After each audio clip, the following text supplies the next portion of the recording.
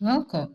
Today we are going to discuss about graveyard sand. Sand from the graveyard. You can just call it sand, but it comes from a location. It comes from a place. It has a source. That is why you have to know that it is being used in spiritual work. Though it's one of the powerful instruments used during spiritual work, and it is also one of the most misunderstood in the world of mystics. Yes, the graveyard sand is used as a bridge between the living and the dead. I hope you know. And that is why some people, when they don't understand some things, when they see people collecting such from the graveyard, they start looking at them like evil people. Yeah, because you are not a spiritualist. That is why you think that way. There are times, specific times you can go there to collect it. If you are not strong spiritually, there are repercussions too, because collecting sand from graveyard, omo, you know wetin graveyard be now. You know wetin graveyard be. So you don't go there carelessly. All right. It is mainly used for spiritual work. It's like a vessel. It's like a memory that has soaked, you know, in the energy of anything buried in a graveyard. When we say some say cemetery, some say graveyard. So it is what that remains of time because it's self connecting the ancient and modern. Ajini. Inwetia, it has memory. Yes, from the place it's coming from. You know, a lot of people have long died, they are dead and gone. They also form into sand, those bones, skulls, and all that, eaten by Akika. So, if you have spiritual work like that, know that it is not your place to go there and collect it. It's the work of the spiritualist, it's the work of the Dibia. I just want to educate on this because sometimes when people don't understand things beyond them, you don't have to panic. You have to calm down. Maybe somebody, I know, fake will start raising alarm. You have gone to the graveyard, you went there to pack sand, you went there to do this, you went there to. If you understand and know who a dibia is, my dear, Imane etinyelu ha anya na some simple things they do under broad daylight, in broad daylight. In broad daylight, somebody doing something in broad daylight. Do you think that person is stupid? Do you think that that person is not doing it with clean hands in Kurokoro daylight? I know there are evil people. I know. So can be doing evil under broad daylight. Yeah, it's possible. But once you see people like that, that is why somewhere white you will know that onya onyoru. It's not something to start kabashing and shouting. I don't know what is wrong with Indiokunuka. Religion has removed their brain cells.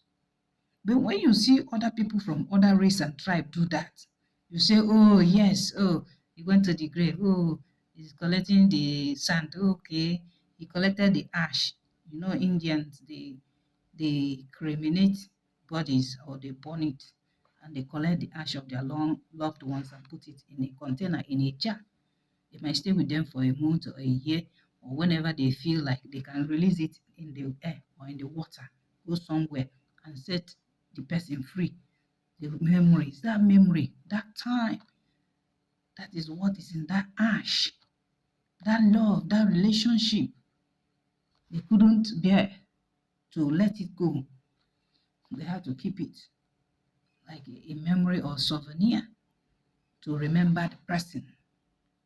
So why am I saying this? The graveyard is alive and it breathes in its own way. If you don't know it today. It has memory. It can connect you between the ancient and modern. There are spiritual work that when it's so tough, yes, they need that sand, or you go there and do the work, especially a matter of life and death, a matter of releasing a spirit that is being trapped to go back, or maybe the person died suddenly and is unable to join them. There are some spiritual work that can be done, or else the spirit will keep on hovering and destroying things. Let me tell you one thing you don't know about graveyard sand. It carries emotion, grief, peace, even rest. You know, that is depending from the grace of the person they are taking the sand from. And the sand from lover, from a lover, two people who love themselves, or one person love the other person, it can be used to do some spiritual works, maybe like reconciliation, you understand, or maybe to do memorial service for the person. It has so many uses. When you get graveyard sand, maybe from the tomb of a soldier, it can be used for protection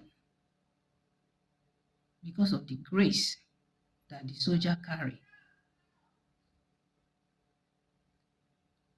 What am I saying in essence? What you don't understand, don't criticize. If Okay, let's assume now that being a Dibia is a profession. Allow the person to practice their profession. Don't poke nose. Where you can poke nose is when you see that it's like this person is not going in the right direction.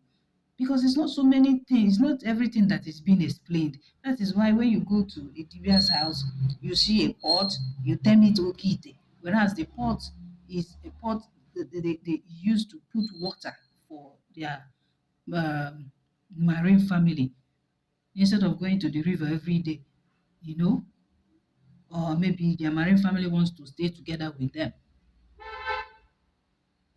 It's just like an altar. The same way you have yours in churches where you converge and take communion and do all sorts of, you say it's holy or service before the altar. The only difference is the modus operandi differ. You understand? Some of your religious fathers, they know all this because some of them are spiritual fathers. Yeah, or should we say Holy Ghost fathers? They know all this. So the sand gotten from graveyard is very, very powerful. And you know that there are different people buried there. Different people are buried in the burial ground. A soldier, a lawyer, a nurse. You understand? If you get sand from a particular grave, from somebody who is dead, that had a particular profession before they died, there is something it does. There is something it does.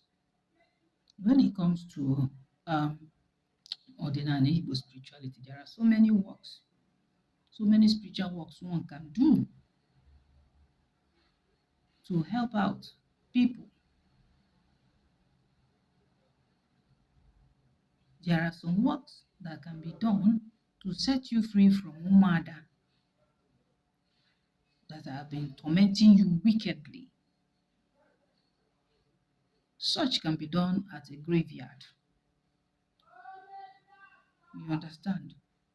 Such can be done at a graveyard.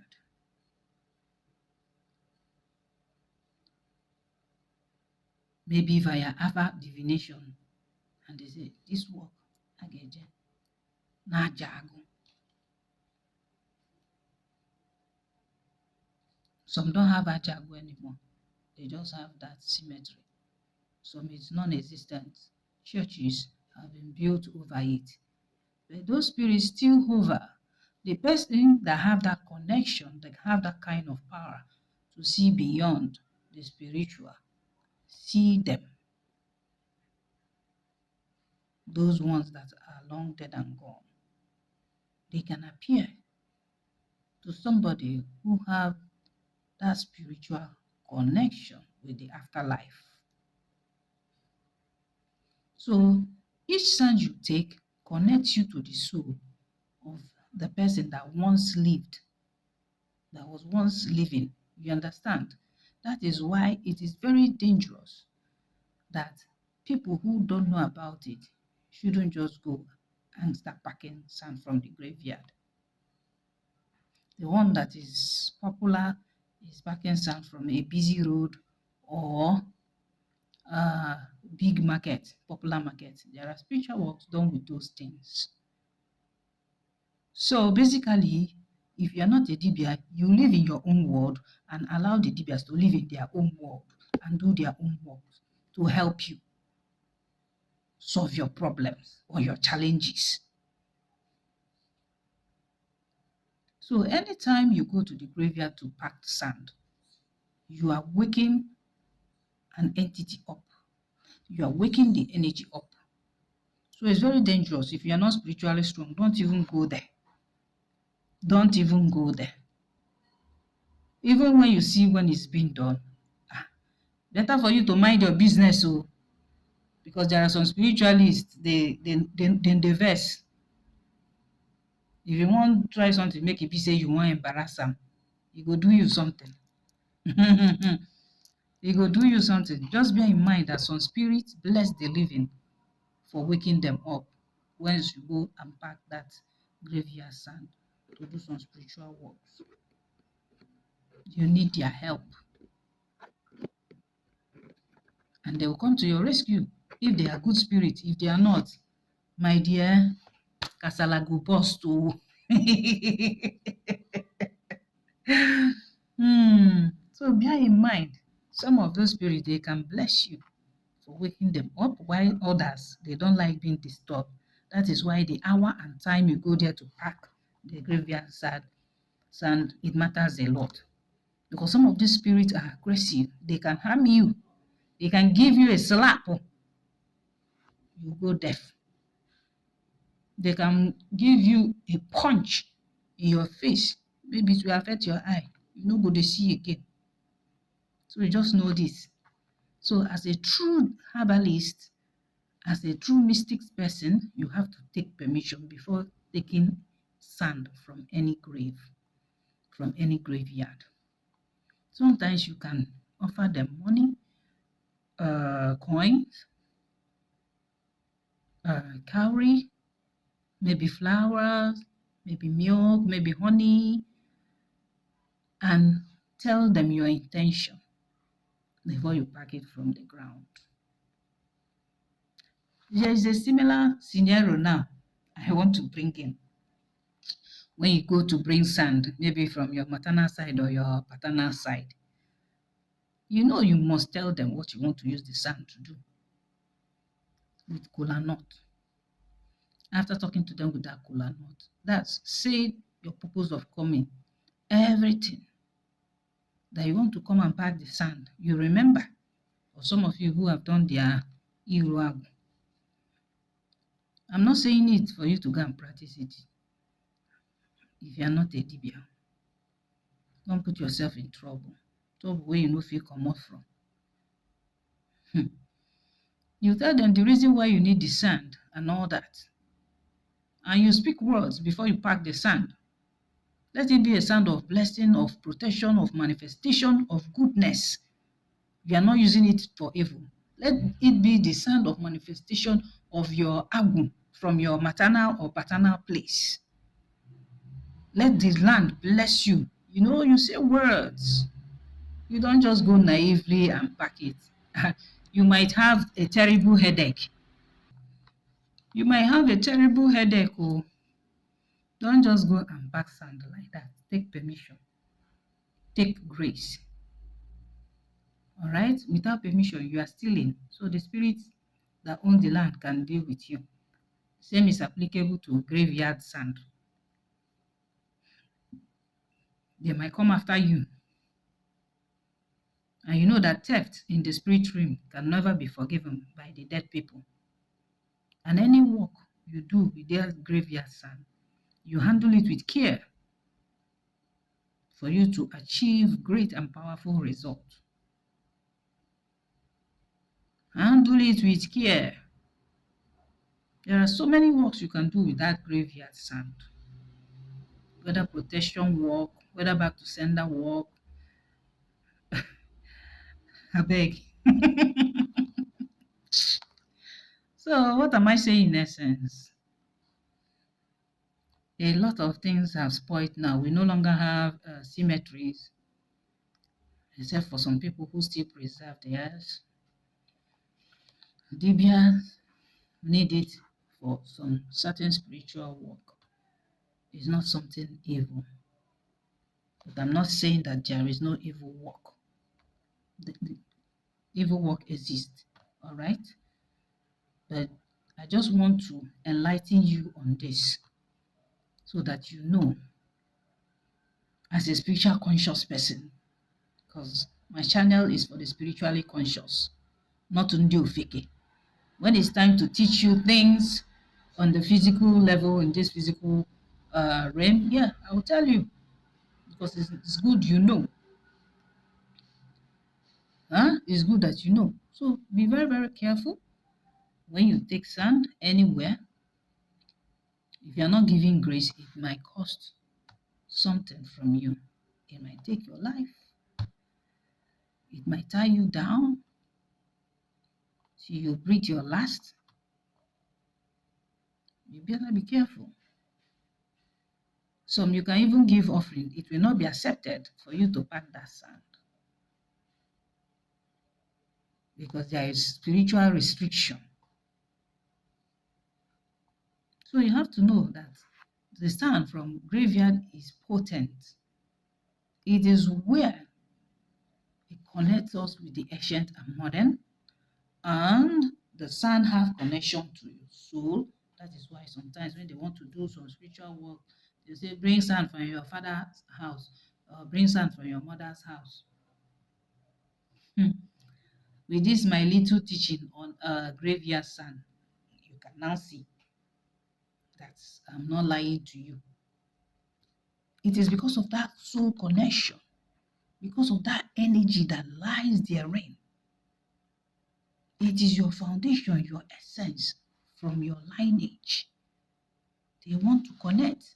They want to break bondages, obstacles, hindrances, hindering the children of that land. That is why they can tell you, bring sand from your father's house, bring sand from your mother's house. It depends. And that sand can be used to do good or bad, like I said.